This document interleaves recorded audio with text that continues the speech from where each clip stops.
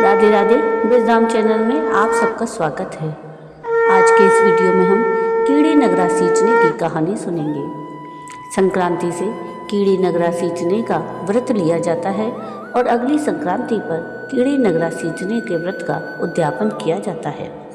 कीड़ी नगरा सींचने से घर में कभी अन्न धन की कमी नहीं होती। तो आइए शुरू करते हैं कीड़ी नगरा सींचने की कहानी।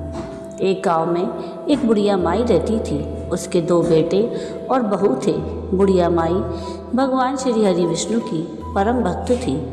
अपना जीवन दान धर्म पुण्य कार्य आदि में लगाती थी, परंतु बुढ़िया माई कभी भी मंदिर और सत्संग में तीर्थ स्थानों पर नहीं जाती थी। एक बार गांव में भागवत कथा हो रही थी। बेटे ने कहा कि माँ, आप सारा दिन घर में रहती हैं, आप मंदिर में भागवत कथा सुनने क्यों नहीं जाती?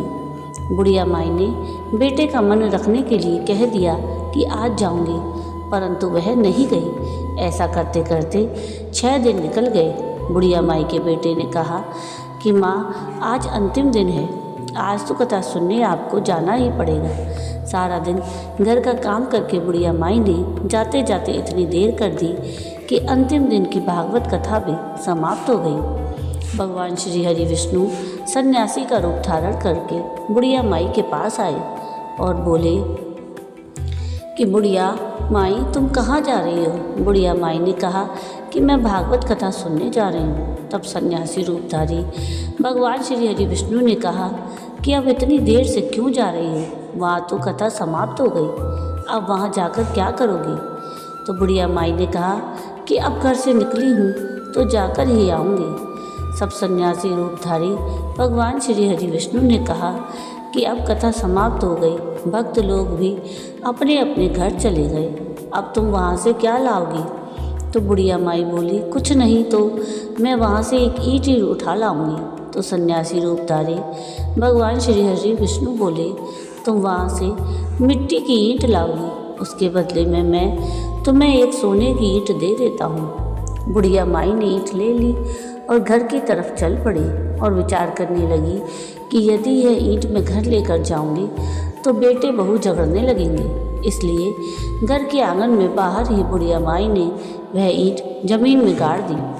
परंतु अब बुढ़िया माई का ध्यान उस ईंट पर ही रहने लगा। खाने पीने घर के काम करने में सदैव बुढ़िया माई अपना ध्यान सोने की ईंट पर लगाए रखते। बेटे बहू ने पूछा कि माँ, अब पूरे दिन घर के आंगन में क्या करती रहती हो? तो बुढ़िया माई ने कहा कि मैं आने जाने वालों को देखती रहती हूँ। एक दिन बुढ़िया माई मर गई तो यमराज के दूत बुढ़िया माई को लेने आए। बुढ़िया माई को लेकर वह धर्मराज जी के पास पहुँचे और धर्मराज जी को सारी बात बतलाई।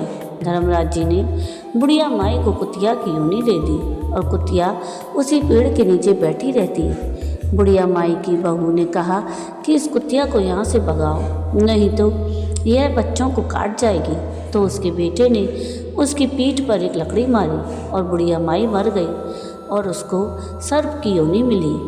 अब वह सर्प बनकर अपने ही घर में वहीं आंगन में वापस आ गई। आंगन में सर्प को देखकर बेटे बहू ने सोचा कि कहीं यह किसी को काट ना ले, इसी डर से उन्होंने उसको मार दिया। अब बुढ़िया माई फिर से मरकर धर्मराज जी के पास पहुंची। अब बुढ़िया माई कीड़ी का रूप धारण करके वापस उसी आंगन में कीड़ी बनकर रहने लगी और वहाँ कीड़ी नगरा बना लिया। आंगन में कीड़ी नगरा हो गया। घर वाले बहुत परेशान हुए।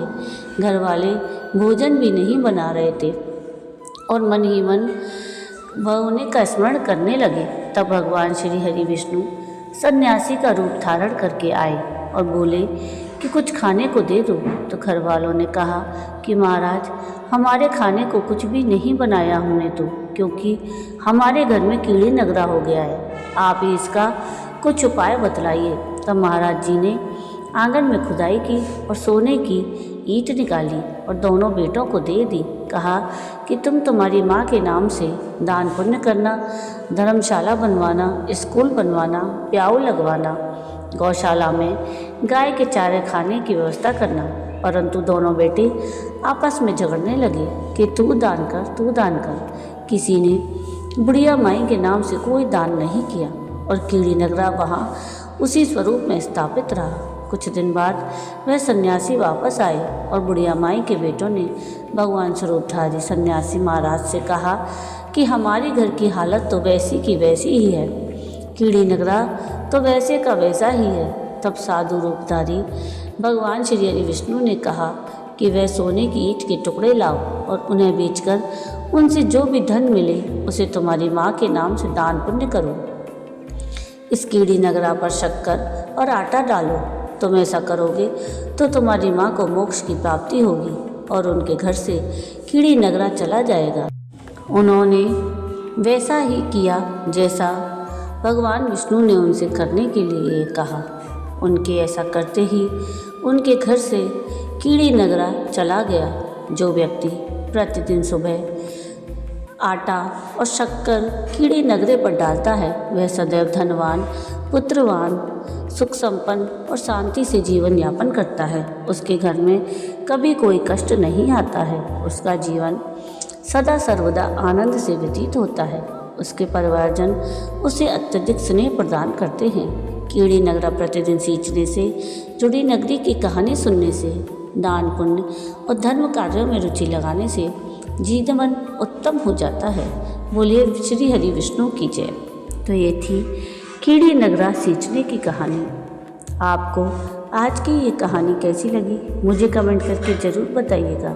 और अगर आपको आज की ये कहानी पसंद आई हो तो प्लीज़ इसको लाइक शेयर ज़रूर कीजिएगा और चैनल को सब्सक्राइब कीजिएगा और कमेंट में राधे राधे ज़रूर लिखिएगा। वीडियो पूरा देखने के लिए थैंक यू। राधे राधे।